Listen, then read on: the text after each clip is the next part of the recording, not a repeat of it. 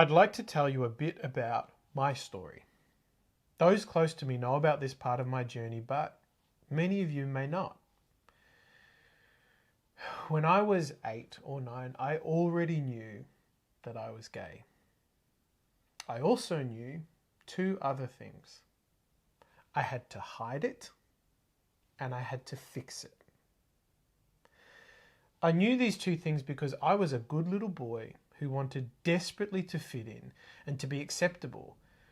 And I had listened very carefully and believed all the direct and indirect messages around me about being gay.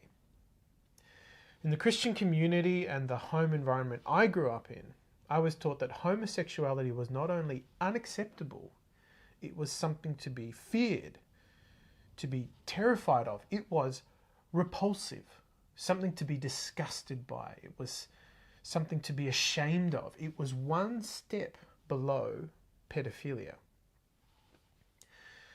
It was something to lay at the feet of Jesus for the disease and the illness that it was, and to be healed.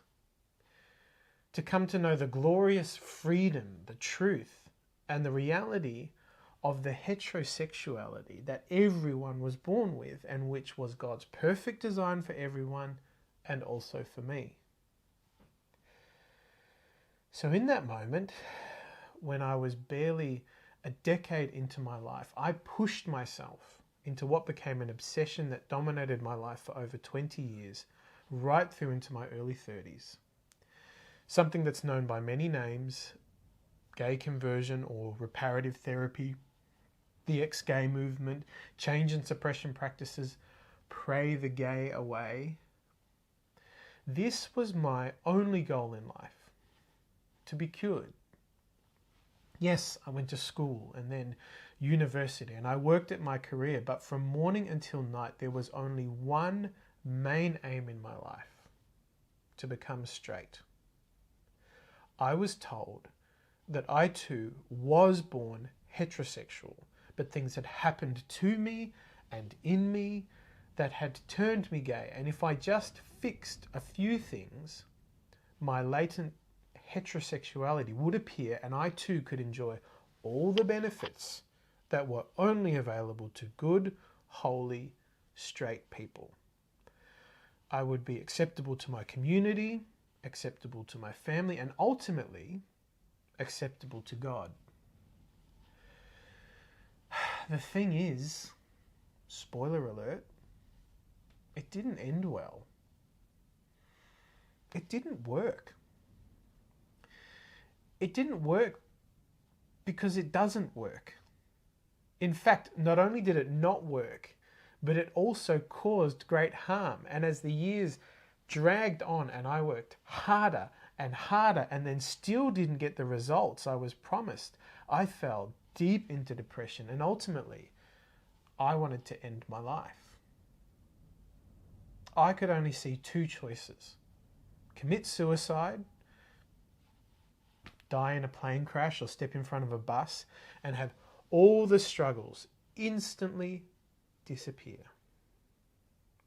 or face the fact that I was this depraved abomination I had been taught to fear and loathe.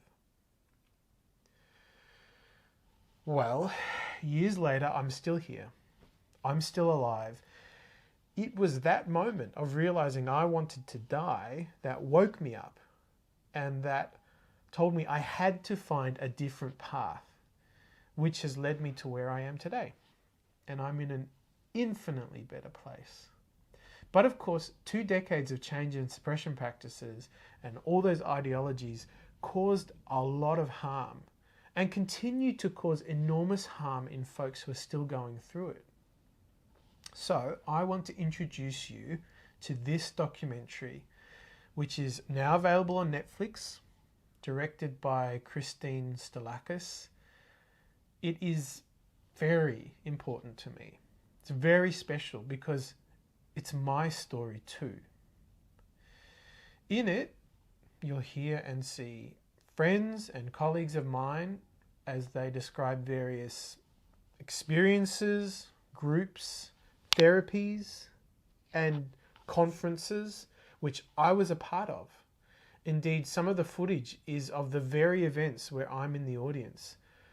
So, if you're interested to know more about my story and experience with so-called gay conversion practices, and also understand a bit more about this topic in general, I invite you to find it on Netflix and have a watch.